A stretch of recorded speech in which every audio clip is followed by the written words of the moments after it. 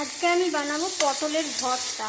তো এখানে দেখো আমি পটল, লসুন, শুকনো লঙ্কা, মানে আমার কাঁচা লঙ্কাটা ইমিডিয়েট শেষ হয়ে গেছে, তো শুকনো লঙ্কা দিয়েছি আর একটু জিরে দিয়ে এটাকে আমি ড্রাই রোস্ট করে নিচ্ছি। এটাকে ভালো করে ভেজে নিয়েছি। এবার এটাকে আমি সোজা মিক্সিতে দেব।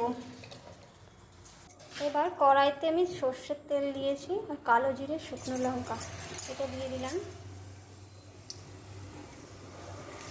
আর ভাজা হয়ে গেলে তারপরে দিচ্ছি পেঁয়াজ। হলুদটা যেহেতু আমি আগেই দিয়েছিলাম, তাই নুনটা সামান্য পরিমাণে দিয়ে দিচ্ছি। তা মোটামুটি ভাজা হয়ে গেছে। এবার আমি এই বাটাটা দিয়ে দেবো। তৈরি হয়ে গেল আমার পটল ভর্তা। এতটাই অল্প হয়েছে, আমি যে কাকে ছেড়ে কাকে দেবো আমি বুঝতে পারছি না, তবে আমি তো খেয়ে নেব। এই হলো আমার পটলের ভর্তা। তোমরা বাড়িতে একবার ট্রাই করো। এই যা খেতে লাগবে, অপূর্ব খেতে, ঠিক আছে? এত ডিলিশিয়াস, কি বলবো। এই দিয়ে এক থালা ভাত হয়ে যাবে গরম গরম। চলো আজকের মতো এই পটল ভর্তার রেসিপি দিয়ে শেষ করছি। চলো টাটা, বাই বাই।